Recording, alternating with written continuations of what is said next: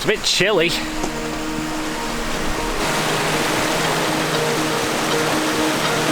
think I'm going to take a picture.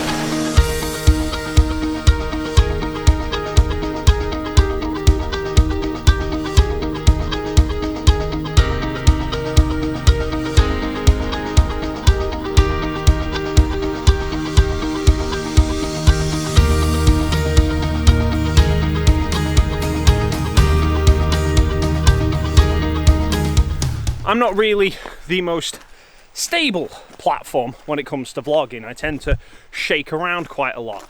And obviously you can use gimbals, but they're quite big and heavy, and I don't like carrying them around all the time. But I'm trying out a new setup today, so you can let me know what it's like. I've got the Fireutech G6 Max, a mini gimbal, which I think is supposed to be an equivalent to the Ronin SC.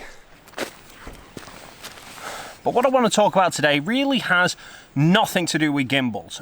Because no doubt at some point in your photography career, you've received a message along these sort of lines, which is, hi, really like the look of your work, would love for you to come and take some pictures for us, but we just haven't got the budget to actually pay you.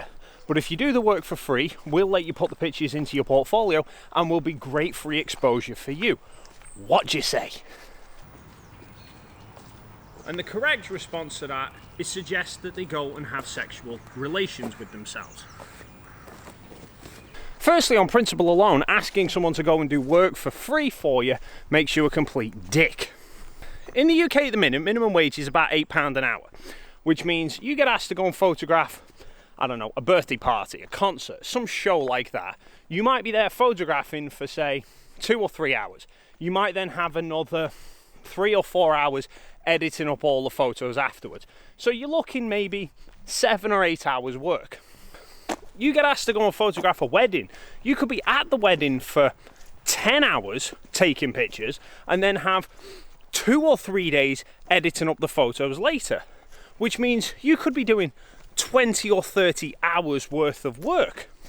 So that means you're allowed to earn more than £8 an hour taking items off a trolley and putting them on a shelf, or you earn £8 an hour brushing a floor, but someone's not prepared to pay you £8 an hour to go and photograph their big day. Dickheads. Up a big hill, up a big hill. I might be kind of lost. I'm sure I'll find my way back. Definitely the wrong way.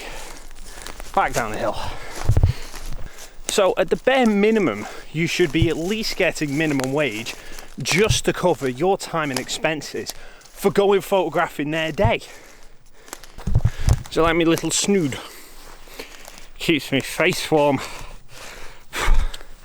This was actually a little freebie from IRIX, so thank you to them for that. Although it's a little bit too warm if I'm being honest. Now obviously if you're just starting out in photography, where are you going? I'm over here. Come on, coax it back. There we go.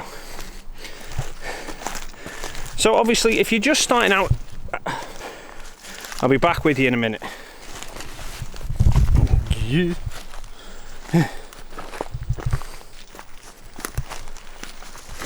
Hey, there we go. Now, if you're just starting out in photography, obviously you can't quite justify charging a few grand to go and photograph somebody's wedding, because the quality of the work that you can provide doesn't justify that amount of money. But it sure as hell justifies more than working for free.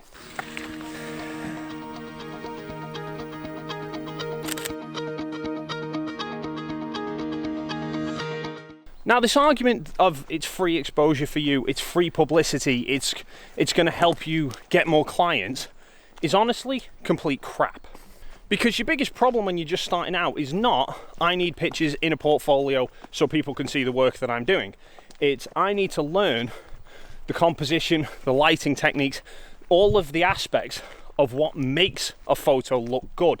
And I need to be comfortable in spotting that potential and how to do it. And the gigs that you're doing is not about just, I need to go and do one gig to make some money, you're actually potentially selling yourself to future clients who might be there as well. And if you're going doing the work for free, what you're basically saying is, I think I'm worthless. I mean, if you think about it, if you go into a shop and you see an item on the shelf that you like the look of, but there's no price tag on it, and you go up to the cashier and say, how much is this? And they say, oh, it's nothing, you can have it for free. You'd think there was something wrong with it. And the worst thing about doing these gigs for free is generally the people who get in touch with you are total strangers, because your friends wouldn't ask you to do work for free. Strangers don't give a shit. Now, doing professional work is stressful enough at the best of times because you want to ensure that you get the best possible results for your client. But if you're still quite a hobbyist photographer, you're not that confident in the scenarios that you're shooting in, you're going to be spending time overthinking how are you going to get good shots, what's going to make a good photo, and then what do I need to do with the camera in order to get that result that I'm after. And you're going to spend less time focusing on the client and their needs, and the results aren't going to be as good as they can be. But actually, there are much better ways to get a good portfolio. You don't need to do professional gigs to get good pictures that can go in a portfolio. A portfolio is nothing more than you showcasing your ability. The environment with which you do that makes no difference at all.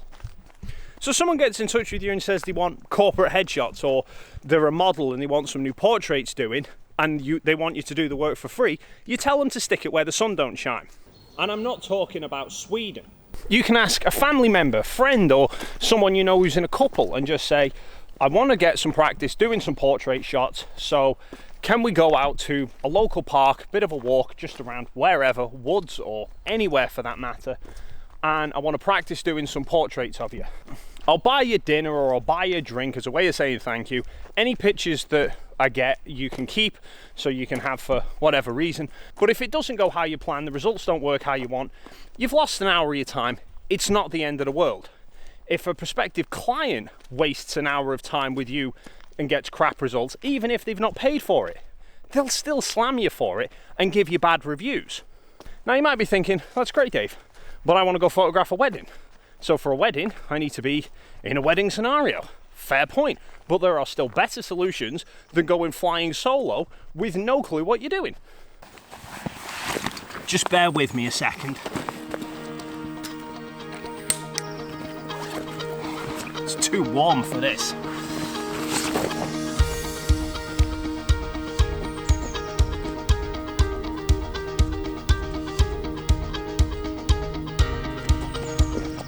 Don't worry, I've not forgotten about you.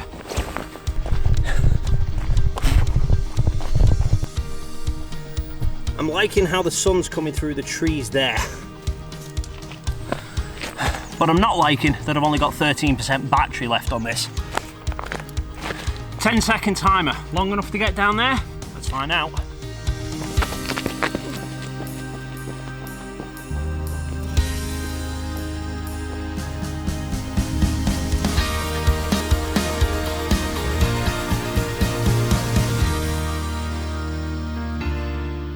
What was I talking about? Can't remember. Oh yeah, weddings. So it's all well and good in principle thinking I'll go and photograph a wedding and that's going to give me experience in shooting weddings. But the problem is it's not just about shooting a wedding, because a wedding is one of the most stressful days of anyone's life. Bride, groom, maybe not the vicars, and a photographer as well. Because there's so much pressure, you've only got one shot to get it. There's no, oh, can we go back and do this if I screw it up kind of thing. And if you go and doing that on your own and you do something wrong, there's no one there to correct you. You start your first day at work, they don't just go, here's your uniform, have at it, and hope for the best. They make you shadow a member of staff, an experienced member of staff, who you can look, watch what they're doing, anything you're unsure about, you can ask some questions, they'll teach you what you need to know, and only when they feel comfortable that you know what you're doing, do they let you out into the world on your own. And exactly the same principle can apply to wedding photography. Get onto Google or whatever and search for a wedding photographer local to your area and fire them a message and just say, look, I want to get into wedding photography, but I want to, get a bit of practice, learn from someone who actually knows what they're doing. can I come along and photograph alongside you with one of your weddings, just shadow what you're doing?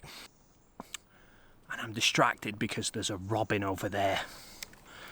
35mm lenses are not good for birds.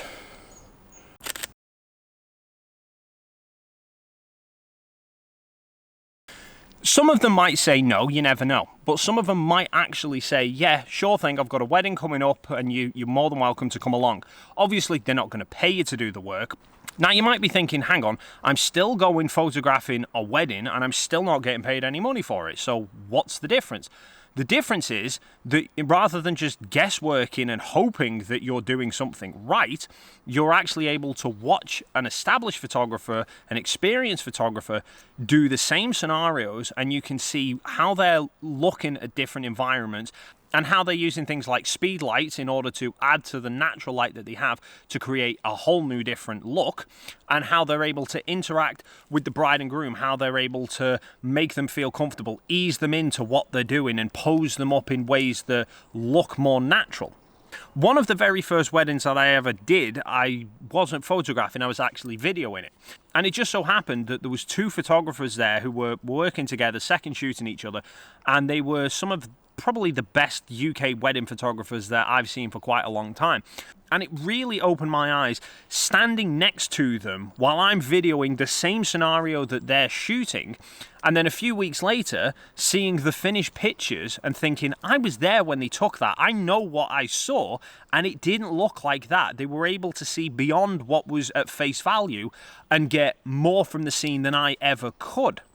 Now, had I been photographing the wedding by myself, I would have never have got those results. It just wouldn't have happened. And I was able to take far more from that one wedding, watching those two, than I would have done from doing 4 or 5 weddings entirely by myself.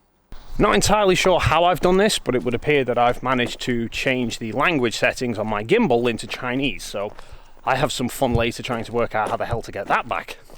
So in conclusion, yes, it might seem great in principle, people saying to you, come and do my work for free. The fact is, they have absolutely no care about you advancing yourself as a photographer and growing your portfolio. They don't care. They're using it as an excuse to try and get you to do work for free.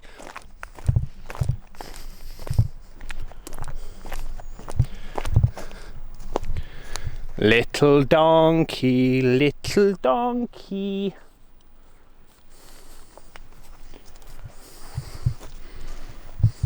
Hello. He doesn't sound like Eddie Murphy. He's looking at me peculiar. I don't trust him. So that pretty much wraps it up for this video, guys. As always, if you have any questions or queries, the comment box is down below while you're down there. If you haven't already, please consider hitting the subscribe button. And there is also a link to my Patreon account if you'd like to go and support the channel through there. And let me know how you felt the G6 Max mini gimbal worked for the vlog. Is this something you'd like to see more of, me out and about in the middle of nowhere? There's that bloody robin again.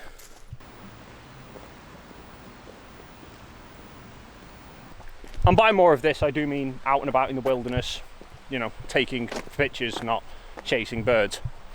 But that's it for this video, guys. Thank you so much for stopping by, and hopefully I'll see you in the next one.